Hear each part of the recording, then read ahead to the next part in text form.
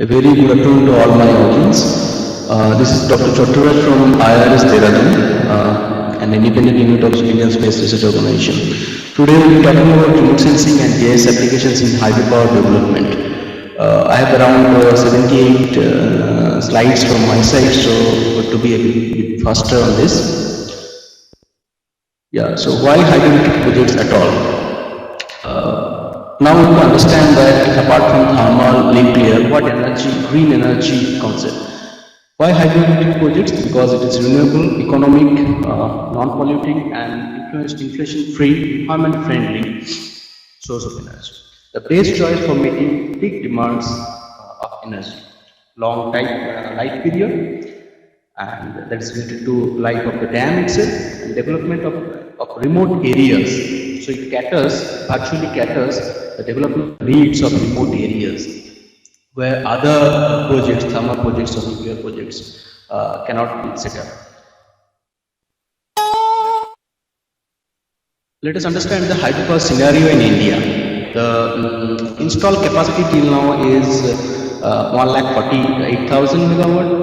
Pump storage and small hydro, including these two, it's around 2,49,000 megawatt.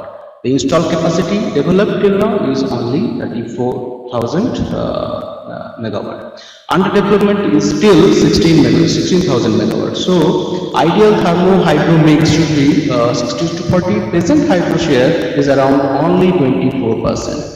So I don't have to say that there is a much need of large scale hydropower development in this state. And yeah, so basin wise, if you want to see the hydropower potentials of India, which river basin we are talking about? So the northeastern part, Brahmaputra basin, that holds around 35,000 megawatt capacity potential. And next to it is Indus basin. While this Brahmaputra basin, I'll come into this later on. So that's the most potential area in terms of hydropower development. Then hydropower scenario in India till now, if we will understand this, we have to see that government is giving high priority to hydropower development nowadays because clean green energy. And under 50,000 megawatt initiative, EFR has been taken up. Nearly 70% of the total potential is located in Himalayas, not in plains. Complex geological setup and remote location. Systematic survey and investigation are therefore necessary for hydropower project development. This as for the present condition in India. Then the typical arrangement of the hydropower station, if we need to see, I've chosen a very cartoon type photograph here. You can see river is flowing like this. Then this is the intake area. The main concept is that on the flowing river you have to implant a dam. So and from the dam itself, throughout the intake, you take the water. There is a desilting tank you can see over here. So siltation, whatever silt is suspension in that water, that will automatically settle down because of gravity. That's why a desilting chamber, desilting tank is there. Next, the water is taken to headrest tunnel, HRT. HRT is taken to Gamestop to powerhouse itself. So powerhouse is the place where your electricity is being generated, turbines are being run, and again from the powerhouse the water is drained back to the river through a conduit, a tunnel called tailrest tunnel. So basically I have a dam, very important component, a headrest tunnel, a powerhouse, equally important civil component, and a tailrest tunnel. This is how this small picture shows that inside what goes inside the hydropower plant. So here the dam is there and it's very close in the vicinity. Powerhouse is very close to the dam, but it may not be the case all the time.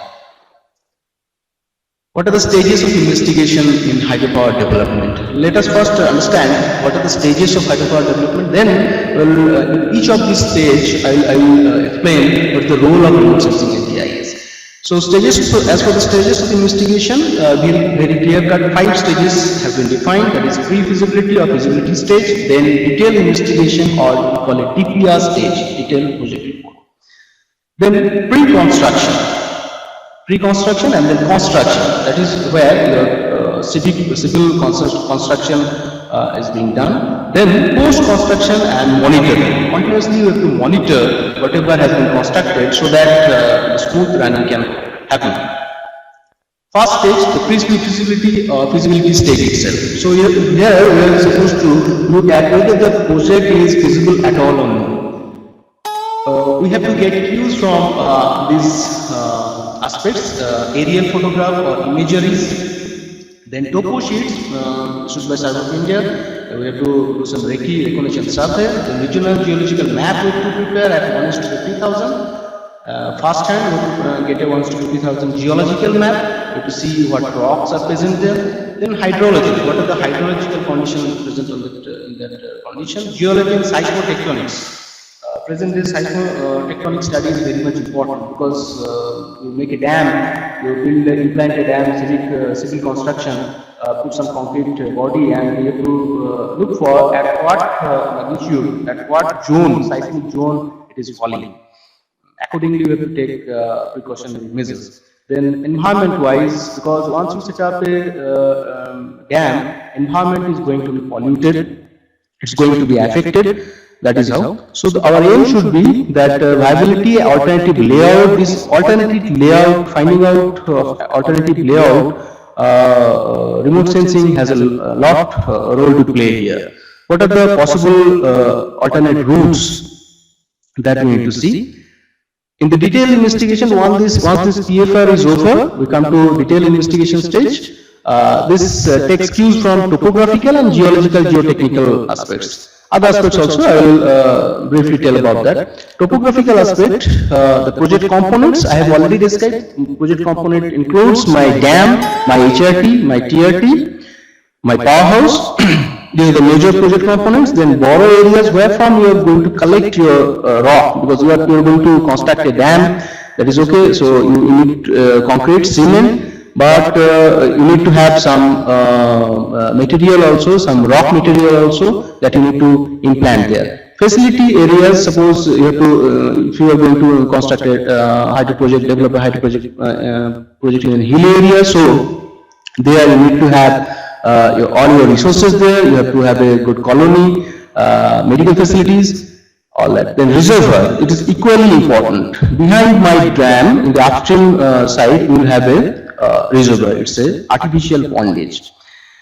Then as for geology and geotechnical aspects, detailed geological map, I have already 1:50,000 is best. Then geophysical surveys we need to conduct, drilling, drifting, trenching, pitting. These are the technologies. Remote sensing data can help a lot in this, fixing of locations for this, where to drill, where to make a drift, or where to trench.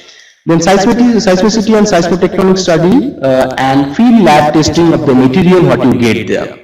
So these are all included in the detailed investigation stage. Next is hydrometeorological parameters in detailed investigation. Discharge observation, what would be my total discharge? We have to understand very clearly that my potentiality for hydropower depends upon two very clear-cut things. One is the head. Head is the height difference, where from you are taking the water from the river at the intake, I have told, and then the height of the powerhouse. So there should be a difference. So this difference, particular difference, would be called the head. You have to have a sufficient head, and then it depends upon the slope of the, at what slope you have drawn your HRT. Then as from Darcy's law, we know that the total flow will depend upon the head difference and the cross-sectional area of the conduit, suppose my HRT. So HRT has a predefined diameter that has already fixed in my PFS studies. So discharge observation continuously we have to take for last 1 decade. We have to check what discharge, how many cubic of water is available all throughout the year. That is extremely important, because that only determines that what should be the storage levels at different time in a day. So I know my peak hours, I know that in the evening, in the morning, there is the peak requirement for electricity, so my water storage should be sufficient to meet up this. Then water availability, depending on flow all throughout the year. Then rating curve, design flood. No, flood is to be designed. If there is a failure of the dam, then what would be the effect? So we have to calculate the flooded areas, the area capacity curves, and sedimentation study. This is very important. Sedimentation means the suspended load available in running water.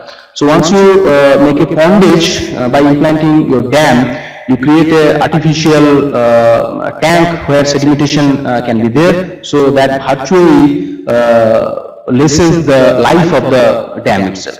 Then construction material wise, because whatever you get, you are going to construct a dam, and you cannot take your construction material from far away. You have to have the material in nearby areas. So in the detail, before the detail investigation itself, or in the detail investigation itself, you need to find out the area where from you can borrow the construction materials, be it aggregate, be it rock, be it clay. Then it takes me to construction stage. Construction stage, requires vigorous detailed mapping at 1:1000 scale. There's a too little scale, because this construction stage, you need to concentrate in the dam area. In the dam area, suppose once you fill in the reservoir, leakage, the potentiality of leakage is there or no. That we need to check. For that, we need to see the foundation of the reservoir. In the foundation itself, is there any joint, is there any shear zone, is there any weak plane where from this leakage can happen. That is why we need to map it at 1:100 scale. Correlation of actual foundation with anticipated condition. We have projected something, an anticipated condition, and what is my actual foundation that we found. We need to correlate between these two. Then treatment, obviously, treatment of weak zones and shear zones before filling in the reservoir.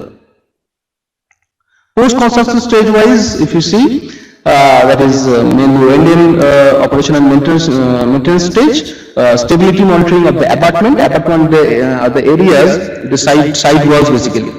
So they are stable or no. Monitoring of seepage and instrumentation, exploratory drifts.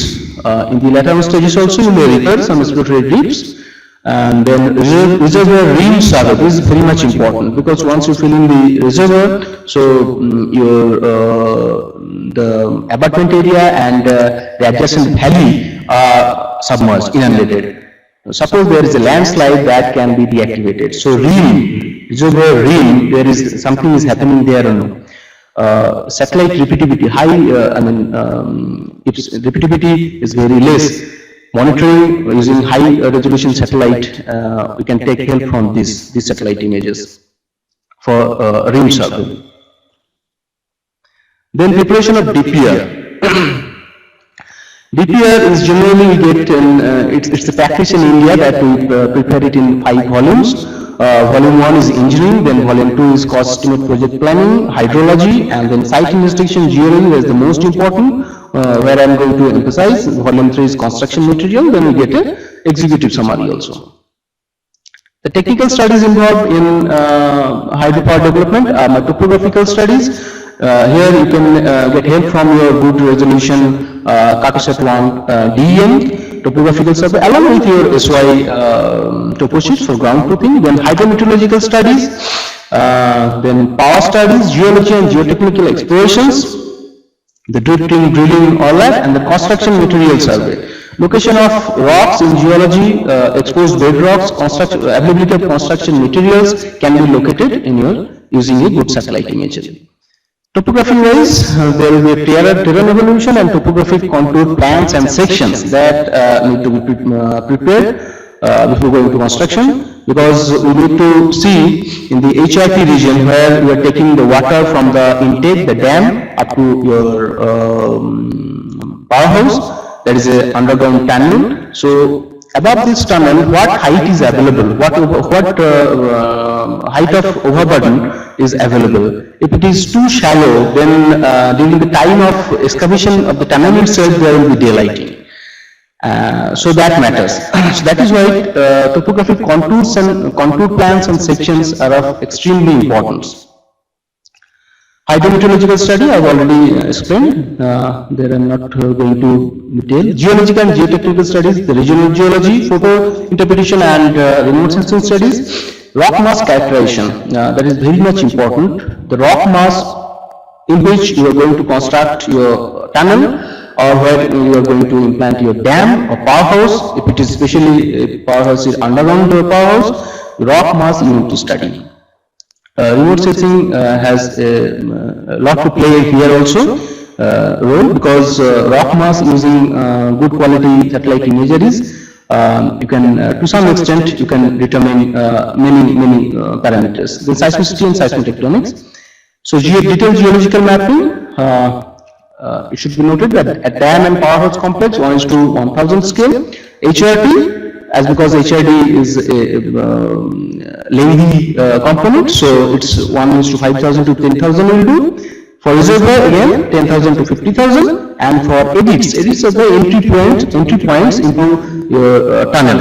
So the edits, obviously a detailed study is required 1:500. Then outcrop map, a good list 4 image or list 3 image can show us where outcrops are available, especially where it is not approachable. And as because the satellite gets you a synoptic view, it's very easy to explore the outcrop map. Once you have the bedrock, exposed bedrock map ready with you, then you can extrapolate the data to get idea that that bedrock is extended to a distance or no. Then interpret map based on surface and subsurface investigations, geological sections and projections. As for this for geological mapping, then we have to understand the limitations of geological mapping. Inaccessible area, mostly hilly areas, rugged terrain, and high vegetation cover is there. So it's not that because there is a limitation in terms of remote sensing data also, it cannot penetrate more. And then surface covered with overburden and paucity of outcrop. Outcrops are not present there at all. So that makes my situation a bit difficult. This is the investigation stage. Drilling rock course has been shown here. So we have to store it systematically. Then drifts and pilot tunnels. Drifts are small tunnels basically. So this should be called a portal, the entry point, or in case of HRT, it should be a edit. This is the pilot tunnel. Here you are going to the location of the drifts and the pilot tunnels is required to be understood by using your high resolution cartosat or lease images. Where I am going to make a drift, so rock should be available there. If it is not accessible, is it available in satellite images? And the sufficient rock mass in section has to be available so that one can make the drifts mechanically. Then this is the exploratory pit. The material has been excavated from this place and taken back to lab for study. Next comes my rock mass characterization. How do we characterize a rock mass? We follow in India generally two kinds of classification. One by Binoyski, 73 rock mass rate, and then Barton's Q system. I will explain a bit on both. So geological section like this is from the Holiganga project. A project has been taken by NHPC. And then you see in this is the profile of the river. Here comes my overburden material. This is the bedrock. Bedrock is my solid rock, no? And this is the overburden material, riverborne material is exposed. I mean underwater. So here you make sufficient drill holes to get the depth of the bedrock, where my bedrock occurs. So this material, if it needs to be excavated, what should be the height of the dam? How the dam is going to get at what depth the dam will get a bedrock. Bedrock is a solid foundation. You should get it at a shallower depth. These are the drifts, the exploratory drifts, where rock is being explored, and by three-dimensional mapping, you can have a look at all joint sets present. The joint sets are the weak plates, I should tell you, where it's not that all joint sets will be unfavorable to you, but in most cases it's good for you to avoid them. Then there are some the shear planes. Shear planes are very weak, pulverized, calc material.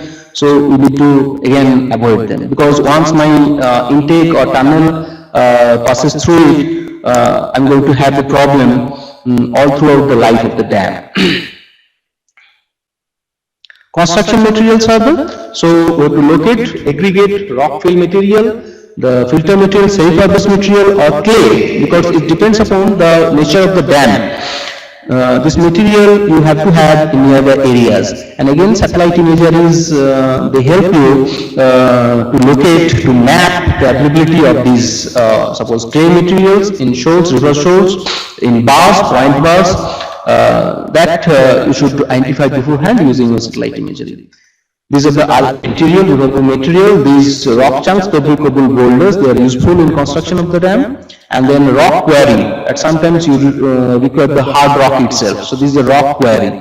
Here you can mine the rock. So the locations of this rock quarry or RPM can be well located in a good quality satellite imagery.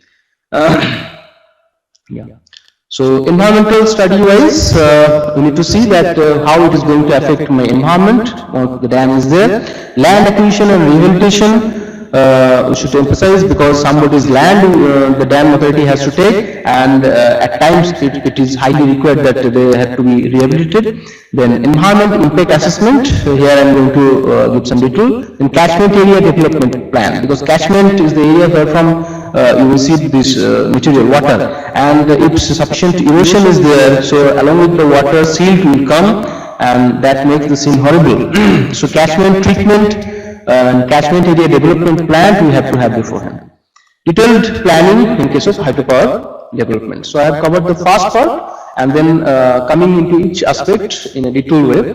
Civil and structural wise, the dam is the main component. It can be a barrage, it can be a concrete gravity dam, concrete and mixture of concrete and rock fill, mixture of earth and rock fill, or an arch dam. It depends upon the geological condition, the situation present there. If my abutments are not strong, then suppose my foundation is not strong. Foundation is not strong, that means the load of the concrete gravity dam it cannot hold. So it's better to dissipate the load on the side walls. So here we go for arch dam. If my foundation material bedrock is firm enough, then we can go for a concrete gravity, and there can be a trade-off between these two. Then I've explained the HRT, then tail rest channel, then sarge shaft. Sarge shaft is a vertical shaft. My HRT in most cases basically aims at sarge shaft, and that is a shaft, vertical shaft, where water before being released to powerhouse can be stored for some time. If something very urgent arises in the powerhouse and the intake cannot be stopped, so water has to be held somewhere in between. So sarge shaft fulfills this. Penstock, from the sarge shaft you take the water to powerhouse using through the penstock, it's a conduit again, and then powerhouse it can be surface or subsurface depending upon the geological condition, slope topography present there.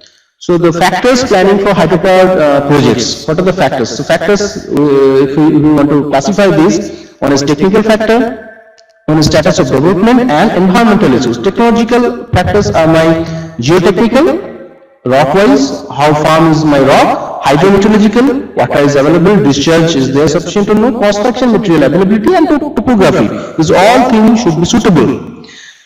Status of development, it depends upon commercial, the tariff rate what has been fixed for that area. Infrastructure is possible there or no, and development and supply of electricity. It's required, the electricity what has been generated there, it will be used only, or it will be sent to the local grid. Environmental issues wise, the affected one, most affected one are the people, because they will lose, they have to be rehabilitated, their home may be inundated, So old city is under the reserve, and they have to be compensated for this accordingly. Flora and fauna obviously is going to be affected, because earlier it was a running flow of water. Now there is a pondage, so my flora and fauna, whatever present there in the water, so there is a change in habitation, there is change in life condition. So accordingly, either they will evolve or they will be extinct. Geological investigation, we need to see that the concept of engineering geology basically came from an event what happened in 1928. The San Francisco Dam, this photograph shows you that San Francisco Dam before failure in California, it looked like this, and March 12, 1928, it was damaged, and 470 people were laid dead, they were washed away. So before that, concept of geoengineering in geology was not taken in the pursuit of construction of a dam. The authority, they do not used to consider the geology prevalent over there. Now, after that, the concept of geoengineering has been included. So hydro project issues are there, main issues. Catchment wise, my catchment has to be strong. The catchment should not provide too many of silt. Reservoirs has to be watertight. Slope stability, the slope should be stable. In the reservoir also, there should not be much landslides before filling in of the reservoir, so that there is a chance that it can get reactivated. Foundation wise, rock wise, foundation rock, if you are going to construct a concrete gravity dam, then the foundation has to be strong enough. The siltation again, tunneling in poor rock, that is a major challenge in India, especially in Himalayan areas, because at most places you will have weak zones. You will have a fault cross-cutting your location, alignment of the tunnel, or a shear zone, then groundwater condition on nala crossings.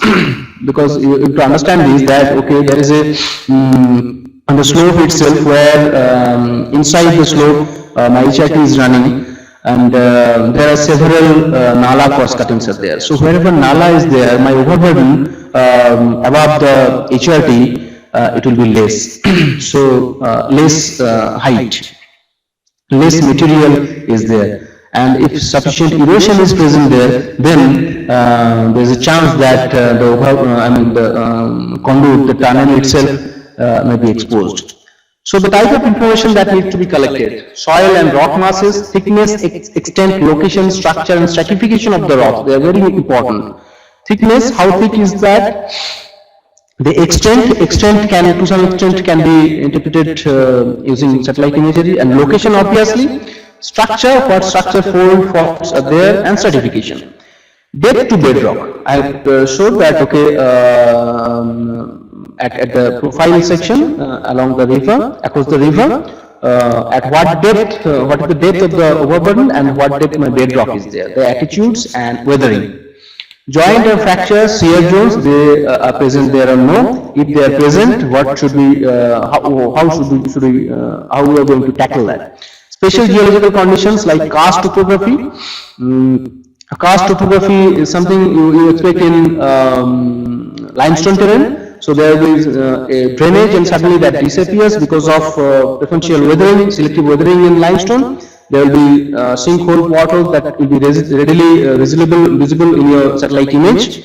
Groundwater and the dissolved salt, that needs to be looked into, and then engineering properties of the rocks, seismotectonic setup, which zone the dam is going to be built seismically. Buried channel is there or no? Because if buried channel is there, especially in the reservoir area, there will be sufficient leakages all throughout the year. And suppose the reservoir was meant for holding this much of water, that water the reservoir will never be able to store. Because of the buried channel. It's a pervious material. If something of that kind is underlying in your reservoir area, continuous leakage will be there. And then selection of proper sites for engineering structures.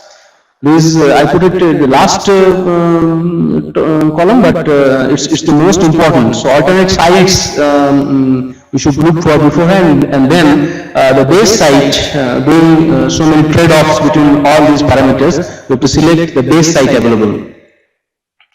Surface area, surface geological studies includes rock mass, geological mapping has to be prepared using a satellite image, geological mapping, photo interpretation, remote sensing.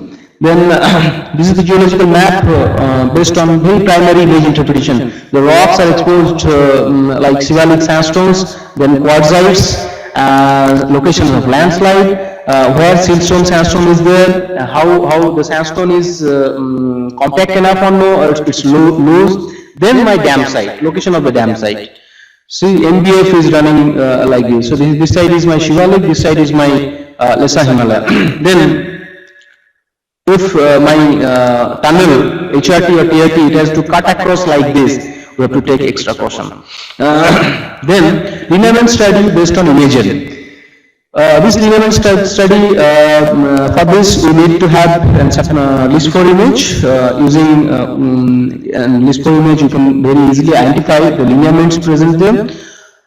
Using this lineament, what the lineament map gets you? It gets you a weak zone, a sense of prevalence of weak zone in which direction. So you have to determine whether your tunnel, your dam axis has to, it should be across that direction, or it should be parallel to that. Dam site selection. Geological conservation, obviously, alternative locations we have to search for, then exploration, which is to type of dam. If concrete gravity dam is there, so my foundation is to be studied little, and in arch dam, my abutments, construction material availability, seismicity, local tectonics, abutment condition, river bed, and permeability of the rock. Permeability of the rock is something is related to again leakage. Type of spillway, what spillway you are going to implant, and the arrangement, stability of abutments and river bank in the vicinity. These are the criteria that one should look.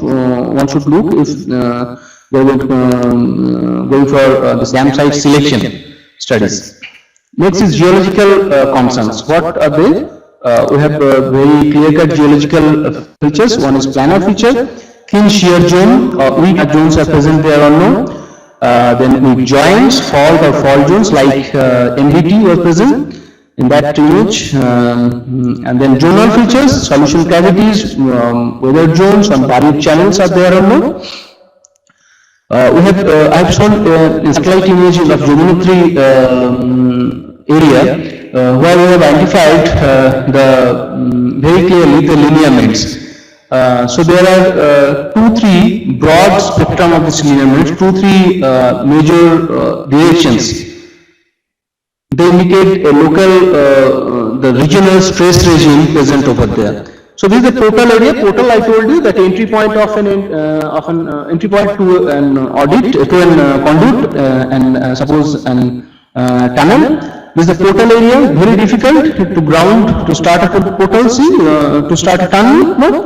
Because all you can see all overburden loose material present there. No solid rock, bedrock. Now see the same things exactly at the same place, how civil engineering has done the miracles. So this thing you can see over here is the false portal, and then further on you have obviously by exploratory drifts, exploratory drilling, you have established that my bedrock is there inside. Once you get a false portal, the initial stability, then bedrock will take care of. So powerhouse, it should be surface or underground. That depends upon the overburden depth available. In case of underground, topography will control obviously. Have to be a bit fast. Powerhouse alternatives like dam. We have to look for powerhouse alternatives. So alternatives, you see, this is a simple topography contours we have shown. The same contours can be generated, and it has been generated using good quality DEM. So there are two alternate locations of powerhouse. Powerhouse is a place where you are going to implant your turbine and all that setup to generate electricity. This is a large underground cavern. This you can this is a part of HRT in fact. Then the problems leading to geological surprises. What are the problems? We call a very peculiar term is there, geological surprises. Whenever something bad happens to the rock, it is counted as geological surprises. Whenever there is a delay in construction, or there is overrun in terms of time and money, so geological surprise saves us. The complex geotectonic setup, it is to be blamed. Then limited investigation are conducted. See, we cannot do anything with geotectonic setup, but limited investigation, that we have to do a lot here, because whatever we do, we cannot explore the whole HRT area. Only some exploratory drills we can get, and using this exploratory data available in this exploratory drills, we are going to extrapolate the whole HRT, the rock present there, their geotechnical characters. But how limited? If we are going to construct a 17 kilometers, suppose along HRT, and we tell that okay, two drills should be sufficient. No, we have to have sufficient investigations beforehand. Then certain amount of uncertainty is inbuilt, experiencing the long tunnels located deep inside the mountain where no geological control exists. This we need to understand. It's a natural science, geology, and everywhere we do not have the full control. Then delay in implementation of required support. You have excavated something, and it's not that if you do not put any support, it will stay for longer time, it will collapse. So the delay in implementation of required support, that is particular to that particular type of rock, then geological surprise is quite expected. Poor drilling quality, that misleads geological interpretation, that is another factor. Drilling quality, mechanical quality of the drill is so poor that misleads my geological interpretation. So reservoir geology, as per the reservoir, we have to get a good geological map, then and landslides present in the rim area especially, and identification of that and mapping of vulnerable areas, equally important. Reservoir rim treatment is very important, because once you fill in, and then you are left with very limited time to manage or to do something to strengthen the rim.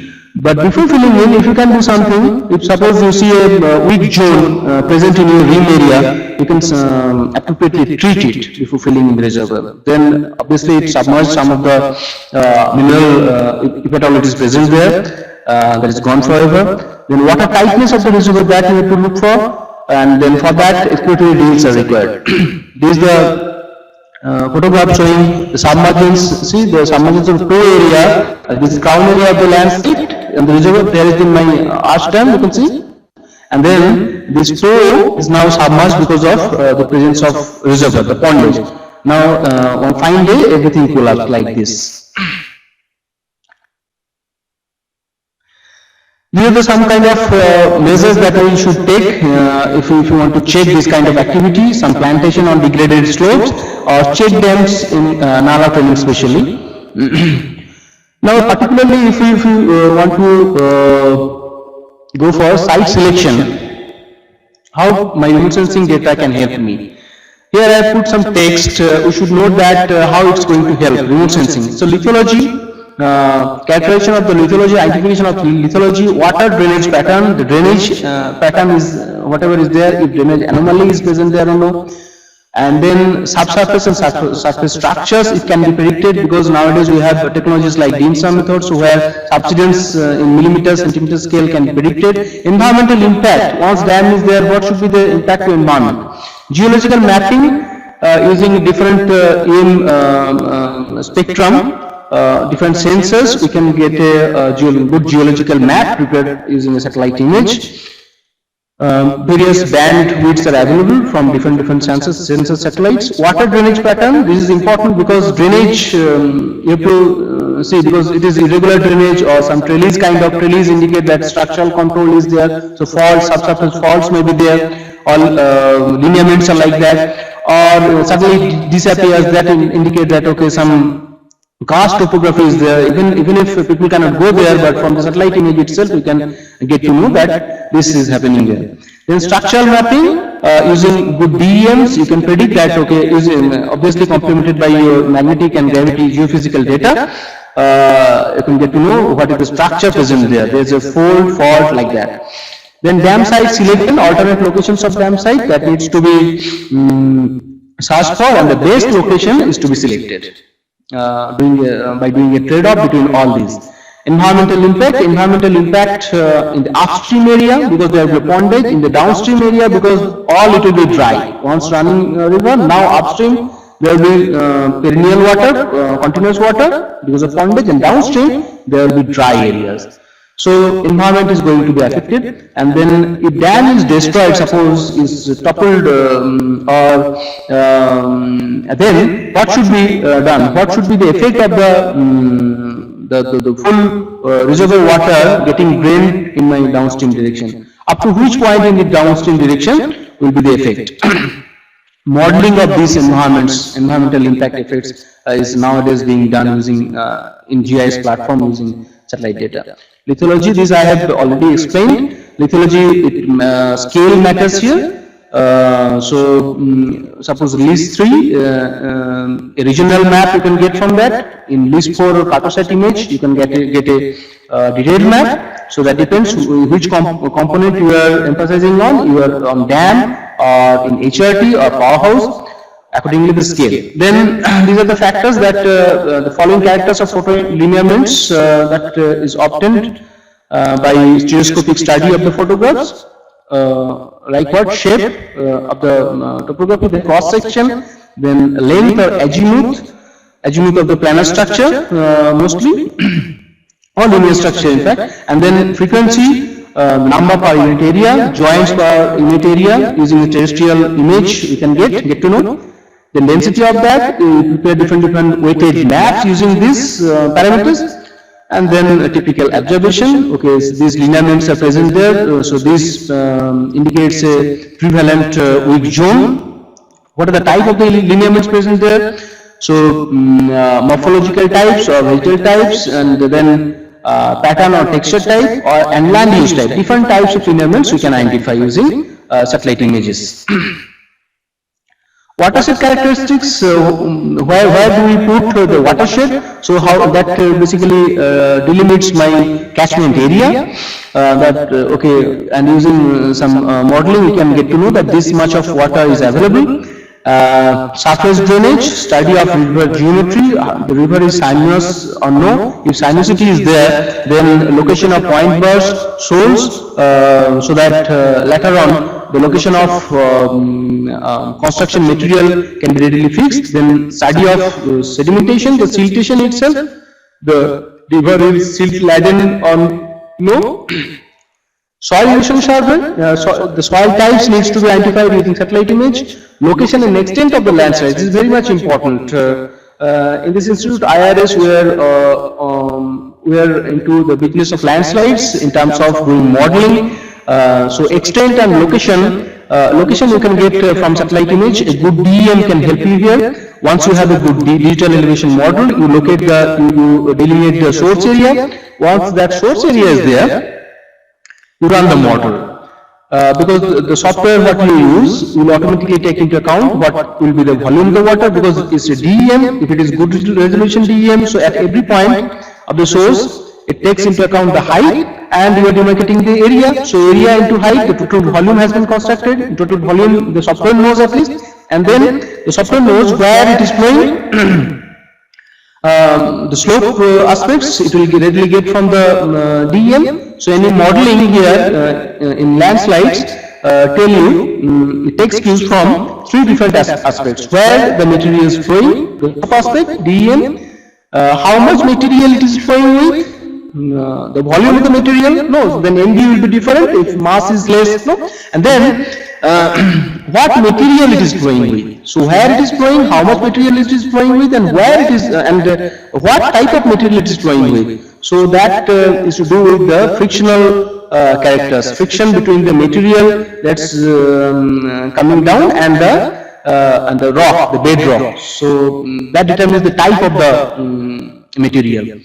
Suppose it is more fluidal, and suppose it is simply rock fall, so the friction will be different in both cases. Location of the landslides, location of the checkpoints, especially where you are supposed to get the data, that again can be located, can be fixed using satellite images. Economic factors and supply of construction material I have elaborated. Access route location. Before going to just to get a satellite image, you fix that, okay, this should be my dam location, then how to approach the dam, because no roads will be there, again satellite image has to help you about the location of the road.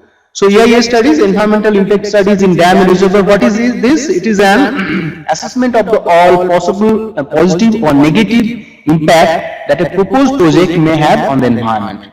Why it has to, it should be done? To ensure the decision makers that okay, they should go for the project or no. How it is done? There are several methodologies available, and where we have to understand this very site-specific term. Where we have to do this environmental, what should be the procedure? So the modus operandi will change with the site. And the evolution of EIA, I have noted down some laws that is to be taken care of if you are doing an EIA study. The complexity and constraints of EIA that we need to understand, it is site-specific, lack of focused expertise individuals in India, and then in most cases lack of authentic data and short time frame. Because government in most cases they will seek sufficient data, and the authorities, dam authorities, they have to ensure that sufficient data, authentic data has been provided. But again, there is a time constraint, so they are also in a hurry. So these things needs to be patched up. Identification of impacts. So some is reversible, some are irreversible. Irreversible means extinction of a particular species, suppose, and reversible means that can be taken back. So threshold of concern, Shashamman 1981, he has defined it like this: the limits to acceptable quantum of impacts beyond which resources will be irreversibly damaged or lost. Suppose a species was present in the running water, you implant a dam, now that has become extinct. So the threshold of concern you have to calculate, because here the resource, the fish species is getting extinct, irreversible. I will give a case study using Tista 4 project in Sikkim. So, yeah. So dam is somewhere here, and this is my HRT line, and then somewhere here is my powerhouse. So it's a long HRT, around 18 kilometer long. This is the study area for EIA. So total population, the total projected area will be around 448 square kilometer. Then total catchment area is this much. Then free draining catchment is this much. And last point, total number of villages falling influence 100 and affected villages are 14. So under influence is 100, whatever comes under this circle, and then affected villages is 14, directly being affected. So physiography wise, drainage network, gradient profile, suppose in Tista river, so gradient profile where the slope is more, where slope is less, the slope of the whole area, all these things is to be taken into account while considering for EIA. This is the drainage map of the area of Sikkim state whole, and this is a slope map and catchment map of the dam site of the proposed project. So you can get to know where my maximum slopes are there. So you should know that okay, in the immediate vicinity, immediate upstream of the dam axis, if something some vulnerable slope is there, that should be avoided. This is the DEM image created from satellite imageries. Then elevation and aspect. So this is also very much important. Then land use, land cover. Very easily you can, urban planners, they very easily identify the land use and land cover using satellite imageries, good quality satellite imageries, and using your different softwares, they can get to know, they get to know what is the land use and what is the cover. So these are the satellite images mostly used for PAN or multispectral both, being used for land use, land cover studies. This is the FCC of the image from list 3. This is the land use land cover prepared from that, and this is the detailed map. So it shows that what is the geomorphology present there. So river or catchment, where are my shoals or point bars, like that. Then geology seismicity, obviously you have to consider. There is a major fault, rather thrust, you can see. So the dam, crest of the dam is somewhere here. So it's very close to this thrust. Now this is seismic events we have plotted. Seismic events is to be plotted to know that the dam area, whether it is very close to past seismic event or projected events. So microseismic studies also is to be done. This is the different land equipment for land requirement for different components of the project. So whether it is dam, whether it is powerhouse or audit area, how much land is available and where they are available. They are private or they are government. If private, then purchase of the lands, and government, again it's problematic because in a whole some lands are nowhere available. Now we come to cost benefit analysis, whether we have to, at the end of the EIA, whether we need to go for the project or no. The decision maker has to take this decision. So cost benefit analysis, the detailed environmental cost benefit analysis shall be carried out for the life of the project. Cost benefit analysis, CBA, it's economic analysis in which cost and benefits are quantified and compared. It's not that selling tariff will fetch you money, so that is my benefit, and cost is, okay, you have to purchase land, you have to construct the dam. Cost, socio-economy wise cost you have to think, because suppose someone, a village was there and that needs to be rehabilitated. Okay, you are going to construct somewhere else, a better place, a better house, but what about the emotional values? No, because that was their ancestral house. So these economic aspects, not only simply monetary basis, but emotional wise also is to be quantified and compared. So calculation is like this: the cost including all quantifiable environmental cost of the project has been derived.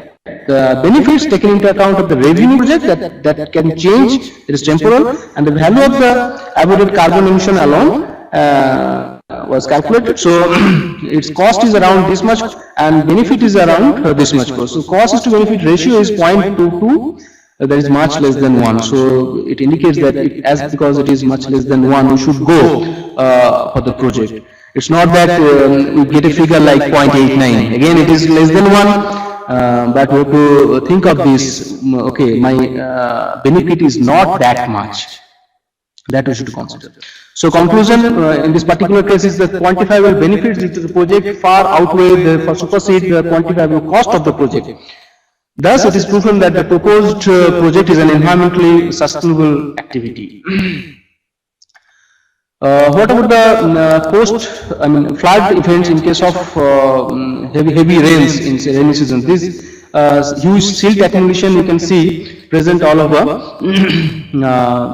The silt laden water, now quiet water. This is the silt that has been produced in last rainy season. And in some of the these are the locations of the turbine, basically 1, 2, 3. So you can see the water that is present there, all flooded.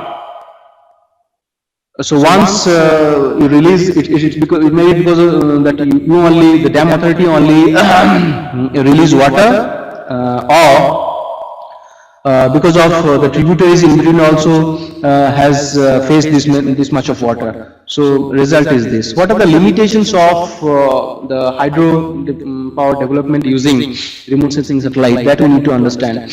Okay, we said all good about remote sensing and satellite data, that okay, in GIS platform you are going to have this kind of benefits, but what limitations, that also you need to understand. Most of the hydroelectric projects are located in remote and far-flung areas within the Himalayan domain, which are characterized by rugged terrain. So there is a limitation, it's not flat.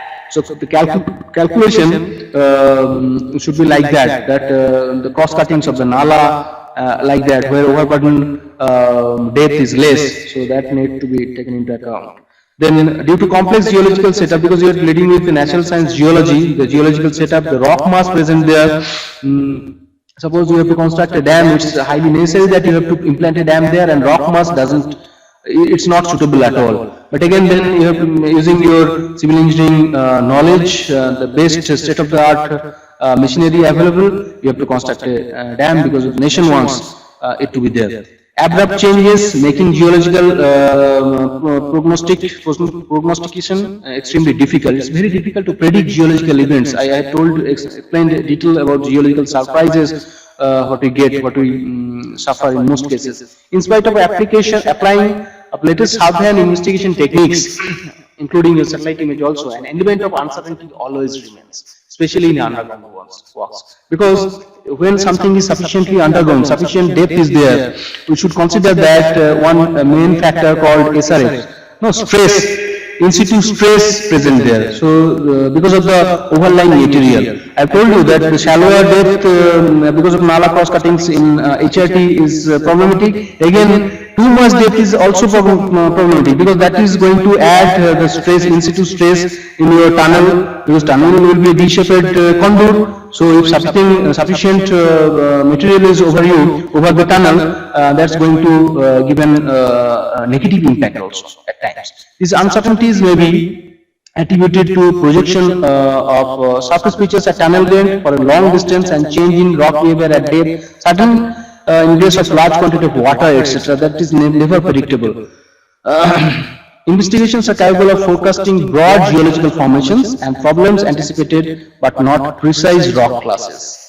Okay, I can go on characterization of rocks, what type of rock, class 1 to class 5 rocks.